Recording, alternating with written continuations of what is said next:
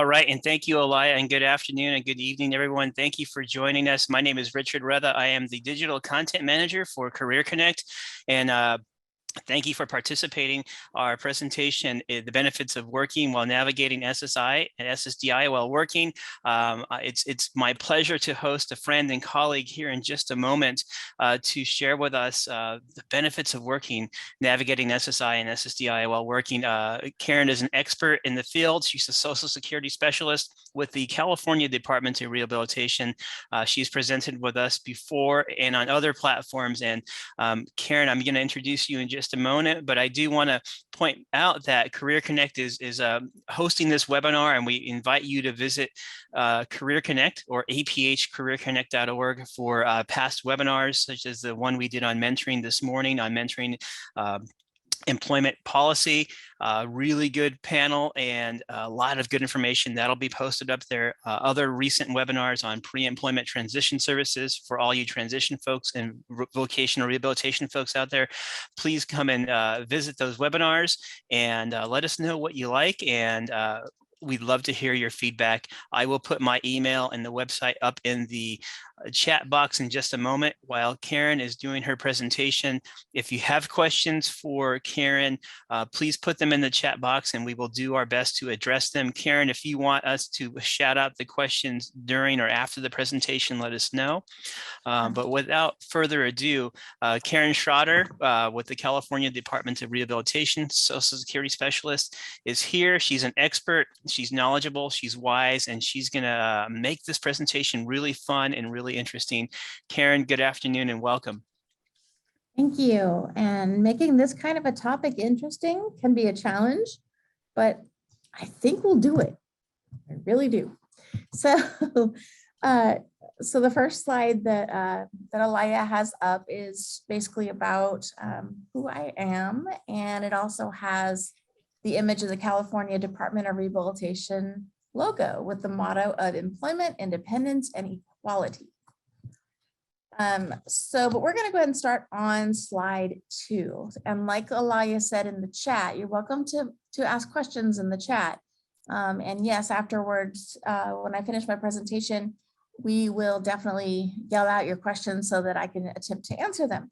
I don't want to answer them in the middle of the presentation, not because I'm impatient to get done, but because I may answer some of your questions as we go through. So if you think of a question, you're afraid you're going to forget it, my suggestion is to write it down, whatever method that is, your slate, your computer, your whatever, or just put them in the chat box and then we can answer them at the end. All right, so let's go to slide 2. Let's talk about the benefits of working. And on this slide, I've listed some of the benefits of working. So for example, learning new skills, having more money, having money to save, having money to spend. We like to do both, right? Finding new friends, accomplishing something important or helpful to others. That's a really good thing. So my question is, what's most important to you? So I am, as Richard mentioned, a credentialed work incentives practitioner. This basically means I've been trained on the work incentives that enable people receiving SSI, SSDI, or other benefits to become employed and not lose their benefits until they are ready.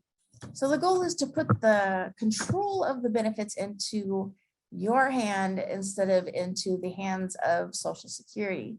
So you can make the decisions and you can be proactive. So thanks for inviting me to talk with you about this and to determine whether you might consider working or going back to work and all of that. So my question is, why should people get jobs? Is earning money the most important reason to become employed? Is getting more money worth risking the loss of or the change in the amount of your SSI or other benefits you receive? So we're going to try to answer some of those questions. And then at the end, I'm going to tell you a little bit about the California Department of Rehab, or DOR for short. And it's the state vocational rehab agency where I work here in California. And I might even send a success story into Career Connect so that you guys can post some success stories of people just like yourselves who have become employed. I have a bunch of them. That's my hobby, by the way, collecting success stories. I love it. Okay, so let's go on to slide 3. So this slide asks you, which type of benefit do you receive from the Social Security Administration? Do you receive a benefit and what kind? So I just listed the acronyms. Don't we love acronyms? So I listed SSI, SSDI, CDB, retirement. That's not an acronym, but it sure is real. And don't know. All right. So if I was doing the poll myself, I'd love to poll you all and see if you know which benefit you receive, or if you know which benefit your child receives. But we're going to go through them today.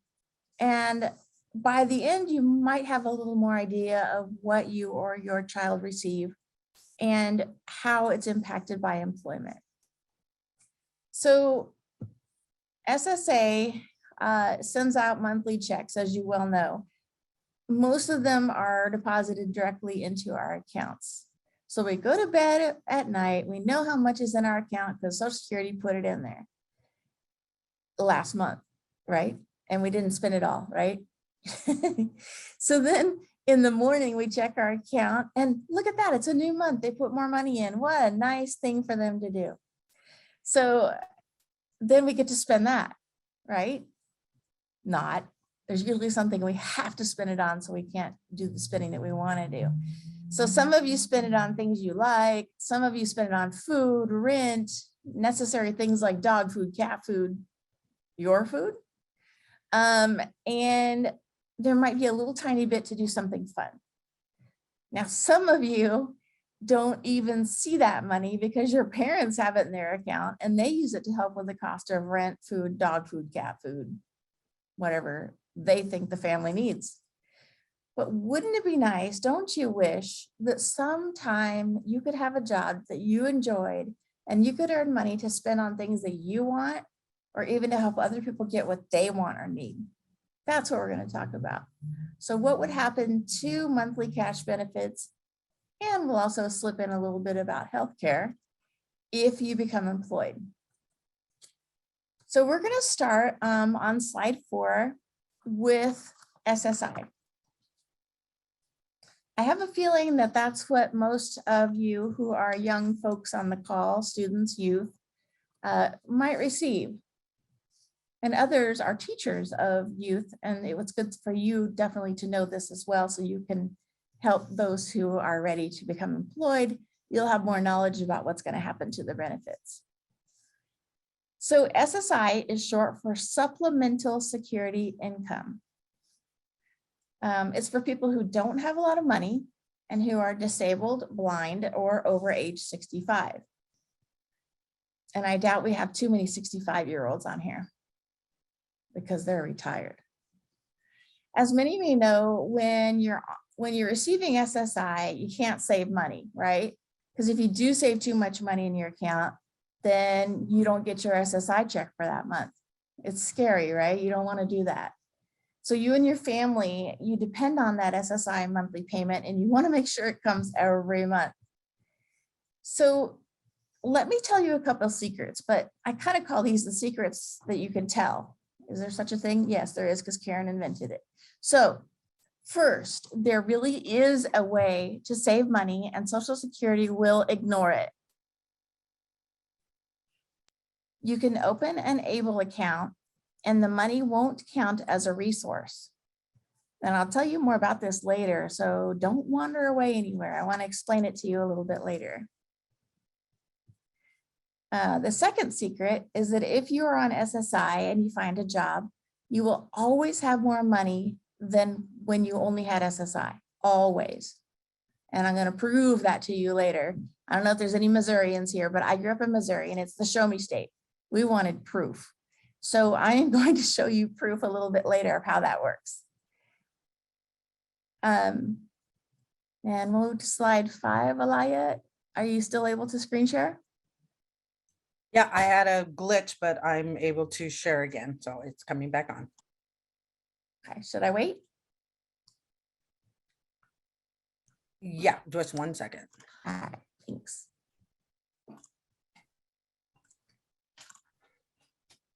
Okay, we're on slide 5 now. Good, okay, awesome. All right. So I would like you to meet my friend Robin, who is 31 years old. And she got a job grooming dogs and cats. We're going to find out what's going to happen to her SSI. And by the way, there's a picture on this slide of 3 little dogs and cats. But you can't pet them, sorry. How many of you like animals? Robin loves animals. So she gets this job grooming cats and dogs, and most of them hopefully are friendly.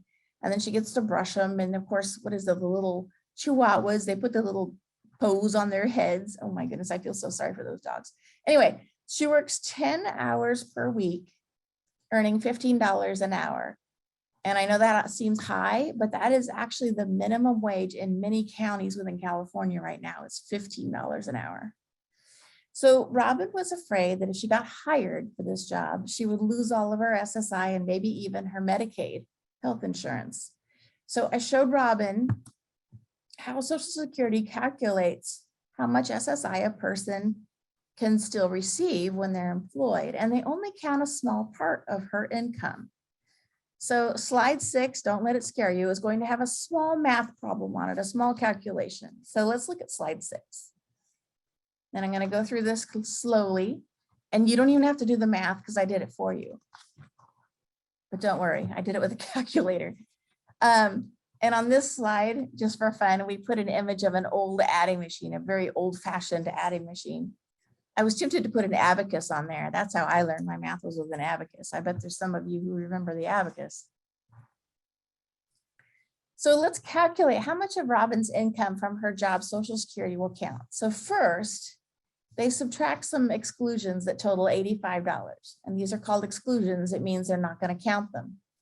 So then they divide the remainder in half. So they only count $257.50 of Robin's earnings. So Robin was earning $600. And the only amount that Social Security is going to count out of that $600 is $257.50. That's a lot less, right? A lot less than half of it. So they then subtract that amount from the $794, which was her SSI amount before she started working.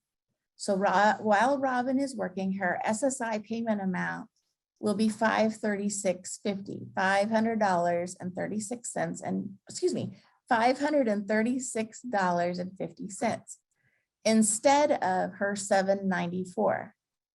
Okay, now you don't have to be a mathematician to realize that's less than she was receiving before. She was receiving $794 for SSI. Now she's receiving $536.50 while she's working. And you're like, yep, nope, can't work. It'll make my SSI go down. Don't like it. Nope. But I'd like you to check this out. The final step of our calculation is to take the $536.50 that she's receiving for her SSI, and then we're going to add to it the amount that she's earning from this job that she loves of grooming the dogs and, making sure they don't bite her and all that or scratch. So we're going to add the $600 of the gross income that she's earning to that SSI amount. So her income is actually $1,136.50 for the month. So what I'm saying is anytime you work, you will always have more money than when you were on SSI. I've never seen an exception. All right, on slide 7, let's quickly discuss 2 more SSI work incentives. There are a few, and I want to discuss these 2. So first, we're going to talk about the student earned income exclusion. And then we're going to discuss what I call the special one, which is only for SSI recipients who are blind, according to Social Security's definition of blindness. There is one that is exclusive to only blind people. Isn't that cool? So let's go through that. So on slide 8, if you're following along, We'll go to slide 8, which is on about the student earned income exclusion. Now, I put on this one a little picture of a student holding books and she's smiling. Isn't that nice? I wonder how many of your students are smiling when they're carrying their books to class. Anyway, that's off topic. But I do remember in high school, we only had one Perkins Brailler because I was the only blind kid in the entire district. So I had to carry that Brailler from class to class to class all day long. I'd try not to hit my fellow students' shins as I walked along in the hallway. That is totally off topic, but I just had to tell you that. Anyway, so the student earned income exclusion, or SEIE for short, is something that most people have not heard of, and they need to know what it is. So another secret that I hope you'll tell other people.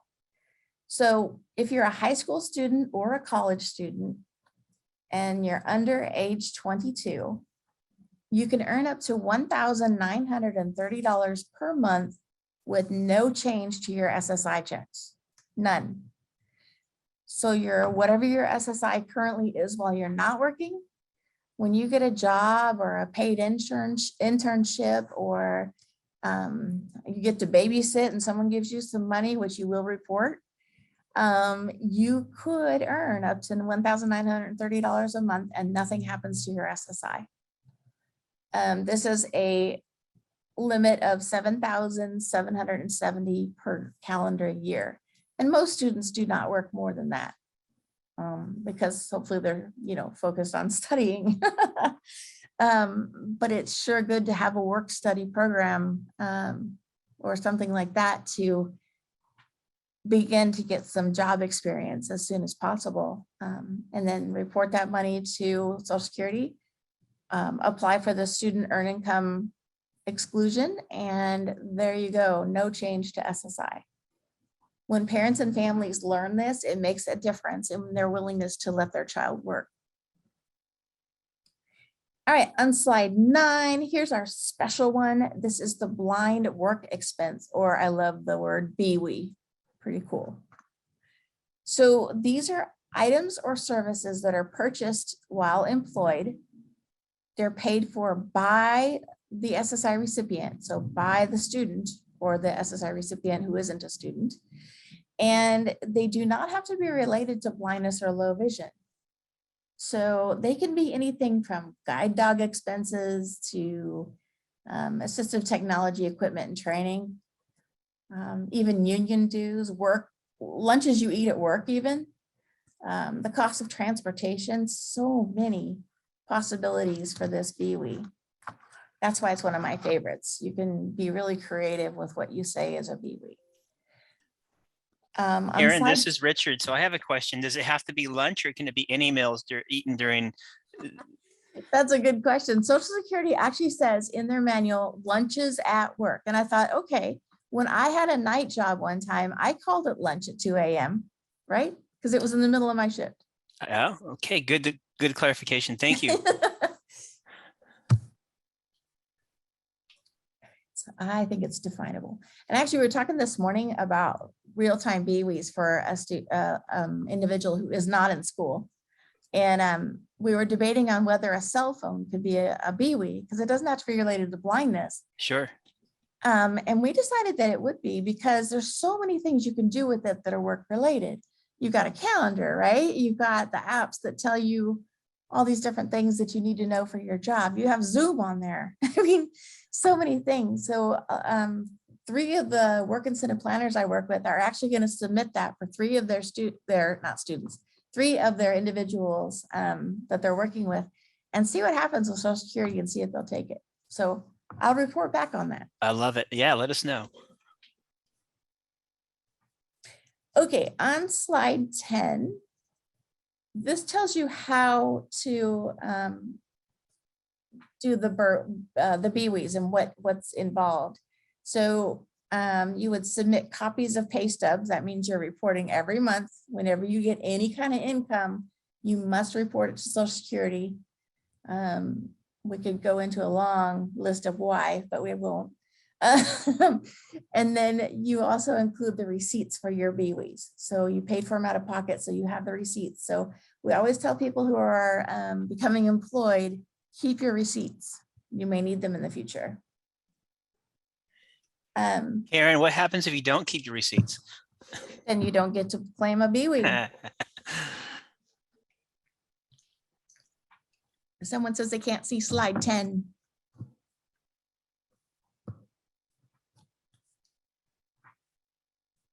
Can they see it now?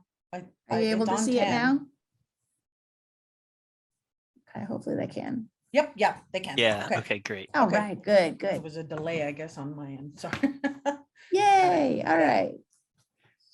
So yeah, you've got to keep your receipts. Now, how many of our things that we buy today are actually receipts, right? Most of them are, well, they're either emails, right? I love it when the emails, the receipts are emailed to me. That's awesome. I can read them without having to scan them. Isn't that great?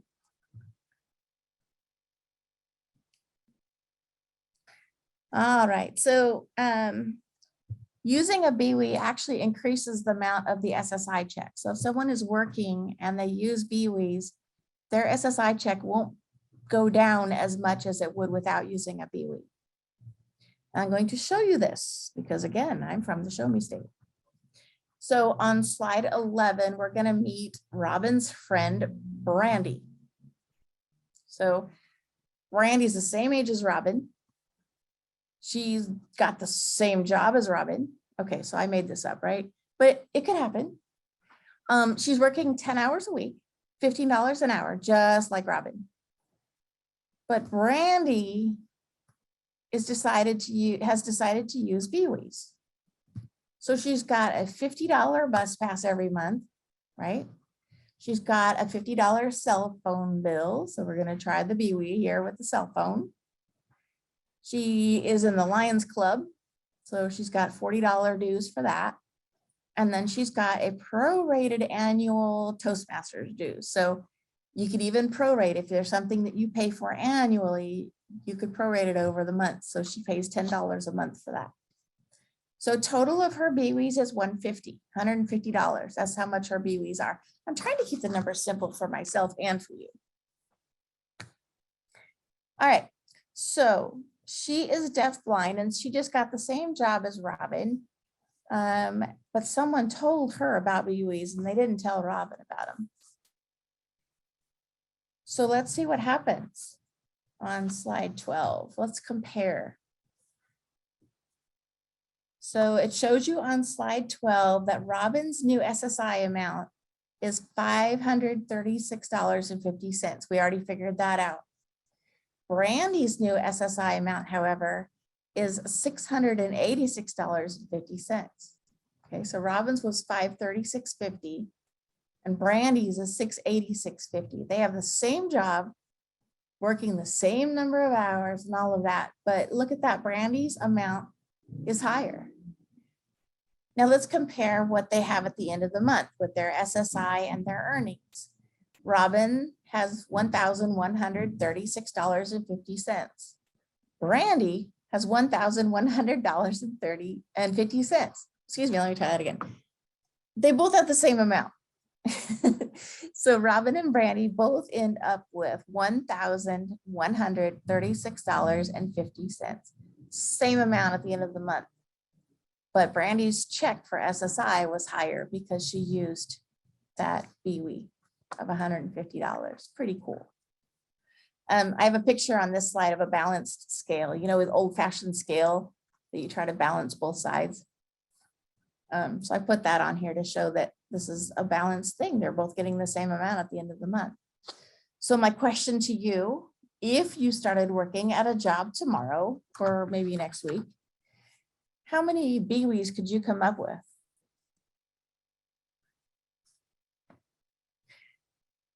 All right, slide 13, we're going to talk about a couple of other benefits. We know that we always have more money when we have SSI and a job, but what about SSDI? I want you to pay close attention to this because you may not receive SSI. Those of you who know that you're receiving some sort of benefit from Social Security, you may not receive SSI. No slide 13. I'm sure Eli is getting it up there. It's there, it's there. There you go. It's just a little slow. It's okay. So you might receive another type of disability benefit besides SSI. And you might receive both. You may receive SSI and something else. So good to know the different types in case you might receive something you didn't know. Excuse me. And the reason I can say that is because if anybody's receiving any benefits from Social Security, you know that their letters are confusing. Sometimes they usually don't even tell you at the top of the letter what benefit you're getting. So on slide 14, we're going to talk a little bit about Title II benefits. And this is Social Security Disability Insurance is a Title II benefit. Karen, there is a question in the chat about why wouldn't Brandy make more a month using BWEs? Well, she's paying for the BWEs out of her pocket. But because Social Security looks at that differently in their calculation, SSI is all based on a calculation.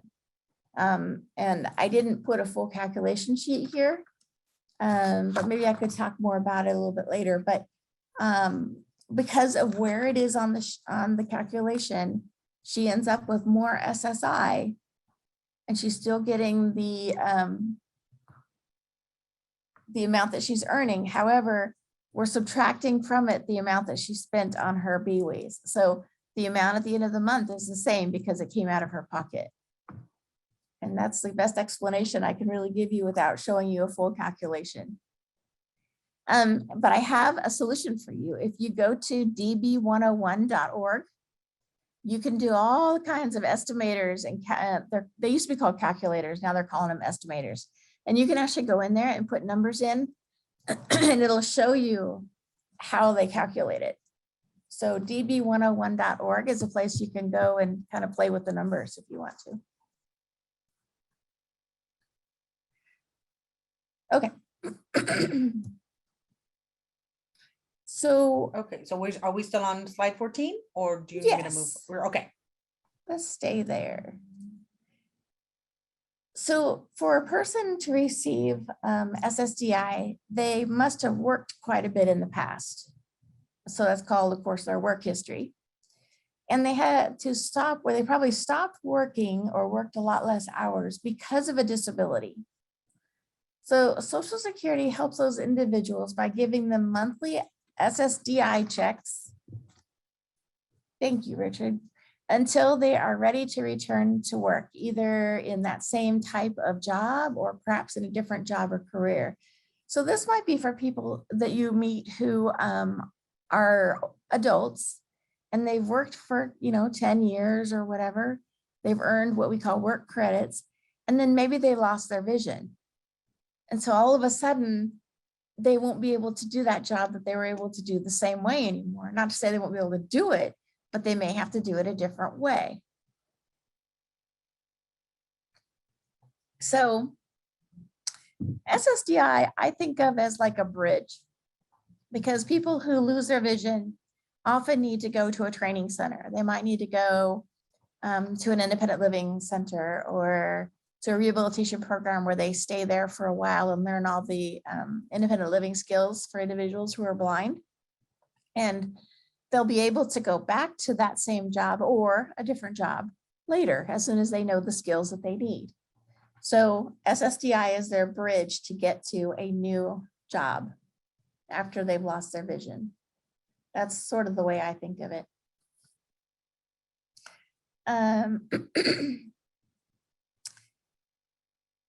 So let's go on to the other Title II benefit I want to talk about. So slide 15. This is another benefit that some of you may receive and you may not even know it. Because people call it SSDI and it isn't. So I wanted to introduce it to you. This is called Childhood Disability Benefits, or CDB. It's also called Disabled Adult Child. Social Security has two names for it. Don't ask me why. I think they just often like to confuse us and see how brilliant we are at figuring it all out, which we do. So this is for somebody who's over age 18. They're disabled prior to age 22, and the parent is either disabled, retired, or deceased. So this is another type of benefit that some people receive from Social Security. And the disabling condition had to be prior to 22. When you get CDB, you have almost the same work incentives as people receiving SSDI, and that's why people confuse them. For example, whether you receive CDB or SSDI, you always have a 9-month trial work period, or TWP we call it, a 9-month trial work period. So while you're working and earning money, your CDB checks will continue, and you will have the same amount. So it's not like SSI where the amount changes. Social Security figures up what the amount is going to be, and that's how much you get every month. All right, so on slide 16, let's look at the work incentives for both of these. Those of you who receive SSDI and or CDB, you could receive both. So let me tell you something about both of them. When people receive SSDI or CDB and they start a job, most of them will continue to get their monthly benefit checks for at least 9 months, and the amount will not change. Doesn't even matter how much they earn. They could earn a whole bunch, doesn't matter. They go through the trial work period to make sure that they can do all of the job tasks and gain confidence with their new job. The 9-month trial period is then followed by a 36-month extended period of eligibility, along with a 3-month grace period. So Social Security does give us some time here for you to get used to working. Everybody has probably heard SGA. SGA is a word that floats around and people talk about SGA. It means substantial gainful activity. And for this year, for blind beneficiaries, it's 2,190. And if they earn less than that, they can continue receiving their cash checks for a long time. So if a person earns less than 2,190, they can continue receiving their full SSDI or CDB check while they're working. And that can go on for a long time. The other amazing part is that their Medicare will continue for at least 6 or 7 years once they start working. So that leads me into health insurance. Sometimes when parents don't want their child to go to work, it may have to do with the cash benefit too, but it may also have to do with that Medicaid. They do not want that child to lose their Medicaid, or the adult doesn't want to lose their Medicaid. So let's talk about health insurance for a second. So let's move to slide 17. And this is health care. We're going to start with Medicare since we've been talking about SSDI, and then we're going to talk about Medicaid, which is for SSI. So as I mentioned, for the SSDI and CDB, your Medicare will most likely continue for a long time, even after you start working. So let's go back to SSI for a minute. When you get SSI, in most states, you automatically get Medicaid. You don't even have to apply for it. Some states you have to apply for it when you get SSI, but usually you will get it. But I want to tell you that if you get a job and you earn quite a bit of money, enough that your monthly SSI checks go away, like they go to zero. So you're not getting a monthly SSI check anymore because of your earned income. It's okay because you still get your Medicaid. So this is, they have a dumb name for it, but it's called 1619B. But it basically means as long as you lose your monthly payments, your monthly SSI payments because of your earnings, then you can keep that Medicaid as long as you follow their there are their little rules, of course. They always have rules, right? But it's something that people don't realize. They think that as soon as they earn enough that SSI check goes away, so does their Medicaid, and that isn't actually true. Boy, I've given you a ton of information. So on slide 18, let's go ahead and do a summary. So for slide 18, I have an image of a cartoon duck sitting in a pile of money.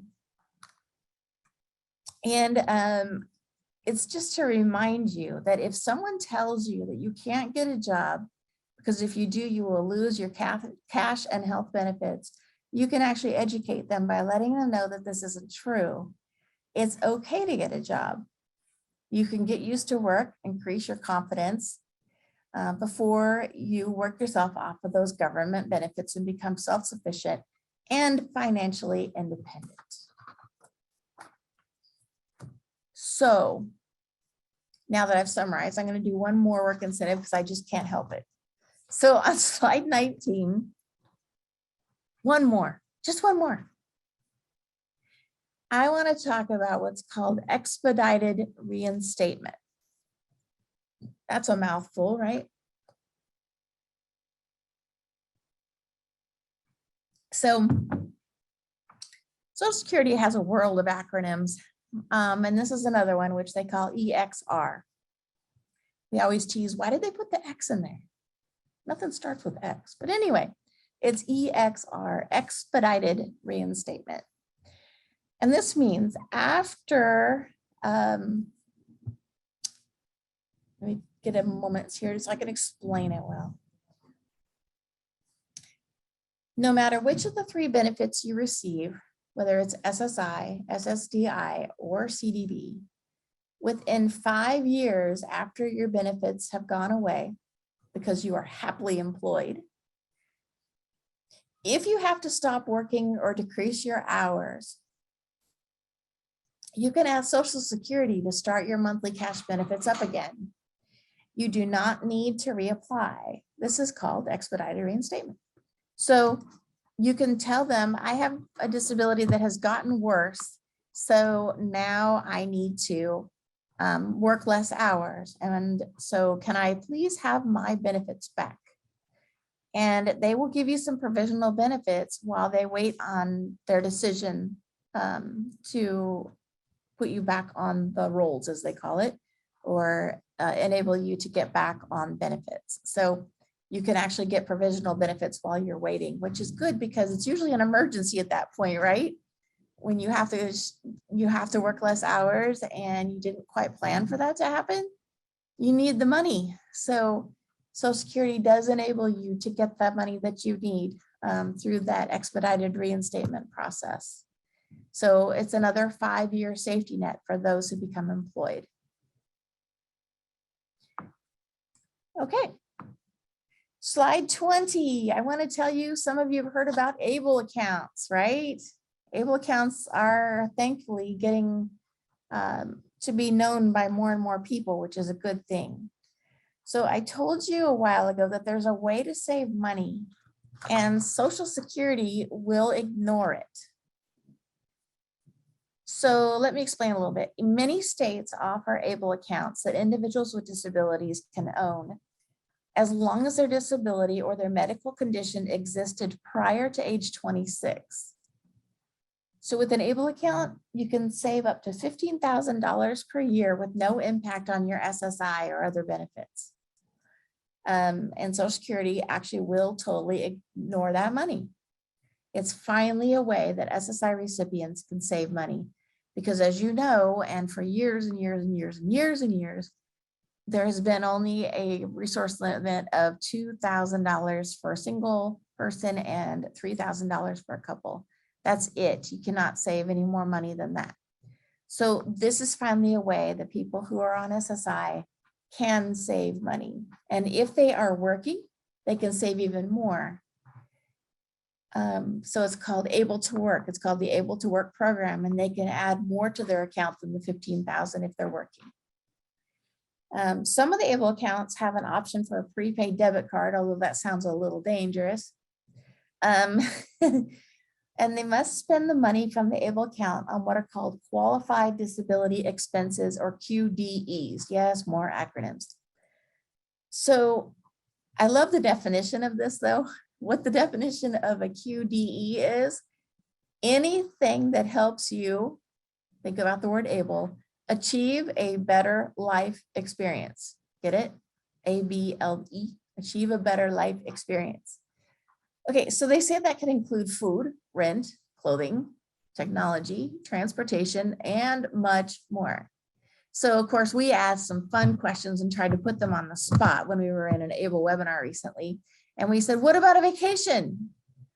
And they're like, well, does that better your life? Well, absolutely. Okay, then it counts. So we decided the one that didn't count was fraud. When I get to the resources slide, I'll give you more information on where you can get resources on ABLE accounts. But it is pretty fun to see what we can come up with, whether it can be a QDE. And really, we haven't found very much that cannot be a QDE. Okay. All right, I have filled your minds with a bunch of information, and hopefully it's been very helpful. I want to tell you on slide 21, just a little bit about where I work and how we offer benefits planning services. So I work at the California Department of Rehabilitation, and I have an image here again of the logo for the department. So the California Department of Rehabilitation, or DOR, we have around 33 work incentives planners statewide. Before working one-on-one with a work incentive planner, the beneficiary must first request their benefits planning query. And this is something you may want to make note of. The benefits planning query, and again, we have an acronym, BPQY. So it's benefits planning query, and it's a BPQY. You get that from the Social Security Administration, and it shows how much you receive, what the amount is, whether it's SSI, SSDI, or CDB. It tells what your health insurance is that you receive currently. It also tells if you've used any work incentives already. Like it might show that you've used the student earned income exclusion before, if you have, or it might show if you have SSDI that you've already used 4 months of your 9-month trial work period. So this gives you and the work incentive planner the information you need and they need so that they can help you with benefits planning. So it's a mandatory thing for the work incentive planner to have that benefits planning query for you before they can work with you individually. So in our agency, most of the beneficiaries that start working with the work incentive planners, they have to be pretty much done with their training, and they have to be ready to do whatever it takes to keep a job. Okay, slide 22. If you do not have a case open with Department of Rehab, there are other options. And so this kind of lists some of those options for you, since not all of the students or the people that we work with are have a case open with Departments of Rehab or the State Vocational Rehab Agency. So one is the Work Incentives Planning and Assistance Program, or WIPA projects, and they contract with SSA, and they offer benefits planning to SSI or SSDI beneficiaries who are seeking employment. They also offer benefits planning for students, whether they are seeking employment or not. And most of their services are offered remotely. The other option for benefits planning is the employment networks. So EINs for shorts. If you do not have a current VR case open, you can request benefits planning from an EIN, and you can assign your ticket to work to them and you'll be excused from medical reviews from Social Security.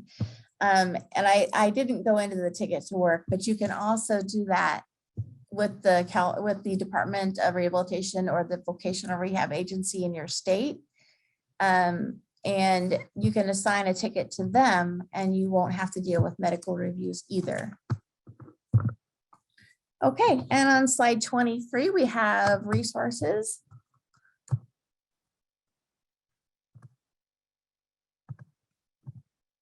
Okay.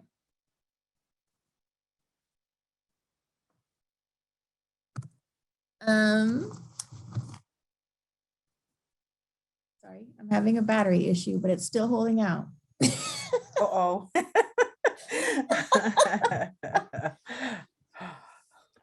So if the battery dies, I will have to figure out how to call in.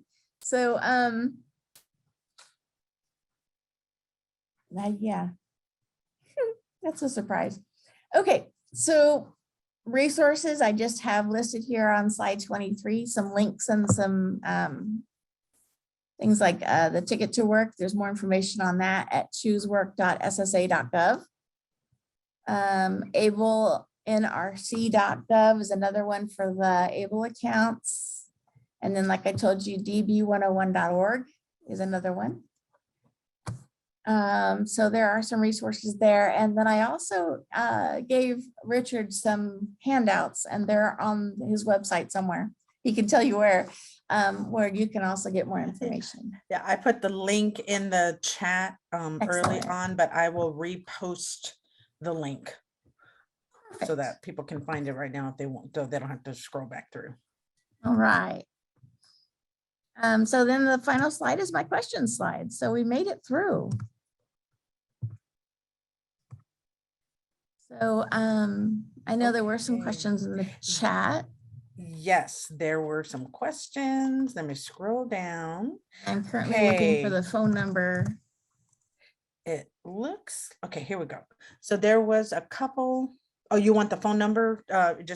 Richard, can you get the phone number for the Zoom? Yeah, I'm looking for it right And- now. And okay. You want me to text it to you, Karen? Or you can just say it out loud and I can write it down real quick. Okay, Either. let me look for it. If you find it, Go I'm ahead looking and at okay. carry on, and I'll see if I can find it. Okay. All right. So let's see. This is a question comment from Kim Owens looks like, and it says the Robin Brandy example was confusing. Ultimately, Brandy makes more because she's reimbursed for expenses that Robin pays out of pocket. I believe they just count Brandy's expenses against her total income before, hold on a second, I lost my, okay, against her total income before they total the worksheet. I hope that makes sense. It's all about confusing worksheets. Yeah. Well, actually, and if I had time, I would show you a worksheet, and it's actually not confusing. It's a laid out process.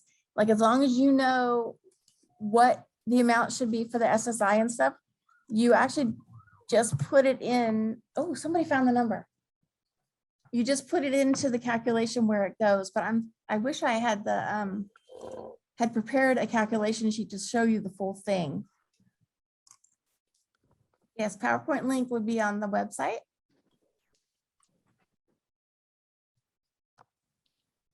Yes, the PowerPoint is, it's not on, you can get to it from the website, but I don't know, can you hear me? I don't even know if I'm unmuted. Yes, I am. Yes, Yes, we can hear Okay. you. I couldn't tell if I was unmuted or not.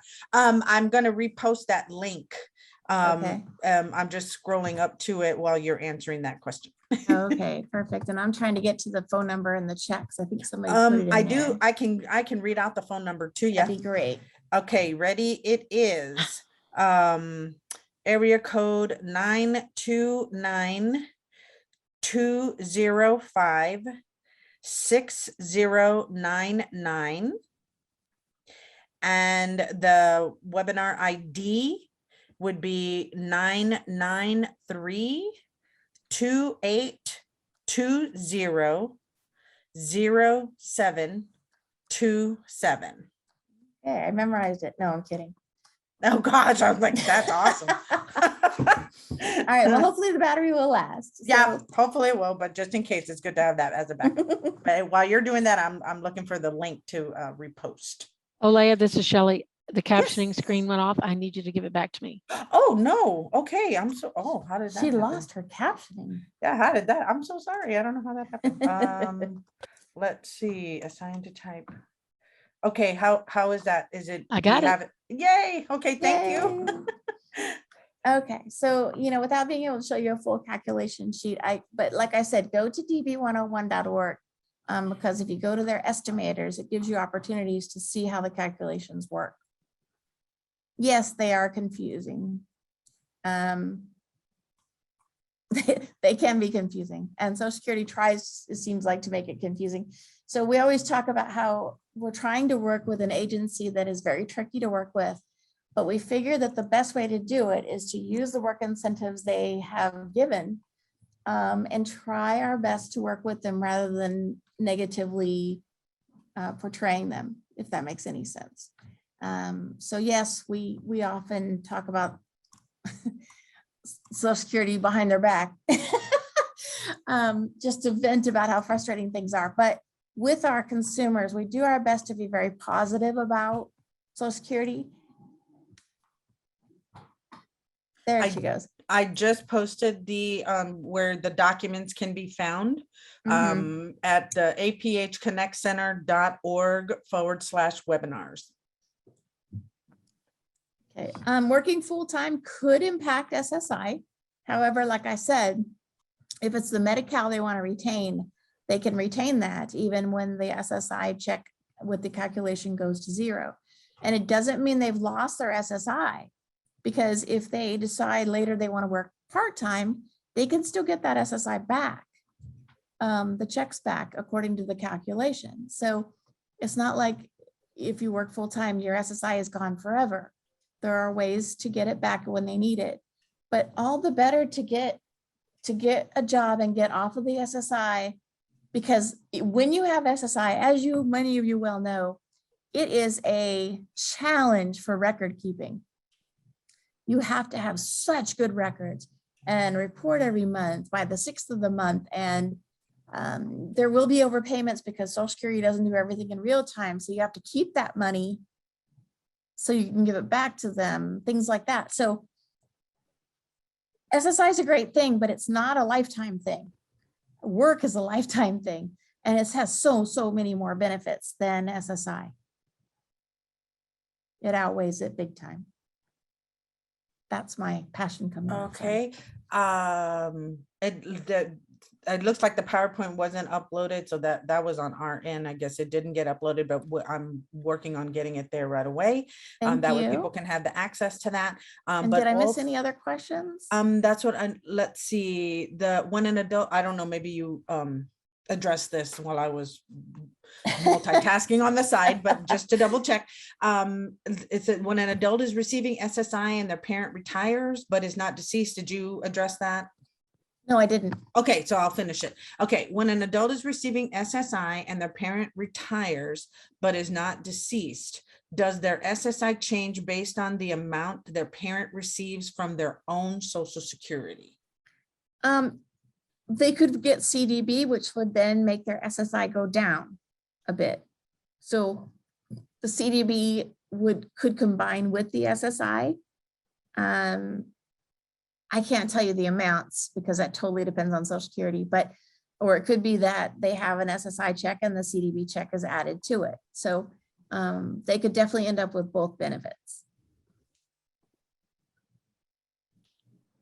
Okay, and let me make sure. Yep. That Yeah, excellent. Get that done. college student employed. Love it. Yeah. Thanks for coming. There is a comment about I'm a parent, which she says, thank you. I appreciate this. I'm a parent of a young adult on Yeah, I just answered her. Oh, you got that. Okay. Okay. Awesome. I don't see any other ones so far. Has All right. anybody put any in there? Or think if we've you'd got like 'em to. all. Yep. I think we've got them all so far. So thank you all for participating. And I know the calculations were a bit confusing, but I wanted to show you just a sample of that. So it intrigued you enough that you would explore it.